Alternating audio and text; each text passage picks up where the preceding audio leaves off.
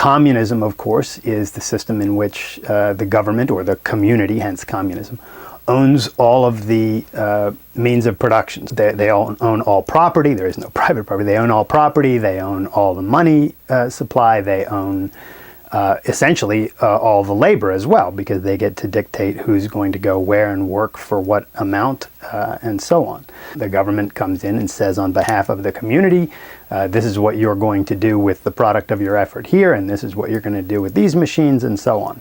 And there's socialism, which is essentially the same thing as communism, except that it comes into existence by means of elections rather than revolution. So again, society owns the means of production, and you, the individual, will do what society dictates you'll do, both in the economic realm and in the social realm, and even in the personal, private realm. If the government says you can have gay sex, then you can have gay sex. If they say you can't, then you can't.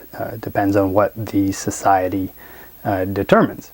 Fascism simply means groupism. It's the same thing, essentially, as communism or socialism, except that under fascism, the government says that you do own private property. Sure, you own that property. Sure, you own that bakery, but we're going to tell you what kind of flour you have to use. We're going to tell you how much you have to pay your employees. We're going to tell you what your hours are going to be, and so on and so forth. Your property and your life is dictated by the group.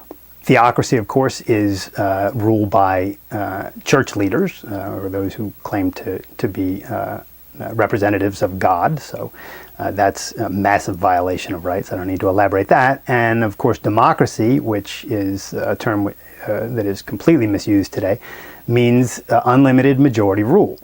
We have a democratic process in the United States properly, whereby you vote for your representatives. But democracy as a system of government is majority rule. So 51% decide that the other 49% should be enslaved, then that's the way it's going to be. So those are the alternatives. It's either capitalism, where rights are protected by the government banning the initiation of physical force from all social relationships, and using force in retaliation and only in retaliation against those who initiate it. Or you have some kind of a statist system in which the government initiates force against citizens, violating their rights to life, liberty, property, and the pursuit of happiness. Those are the alternatives.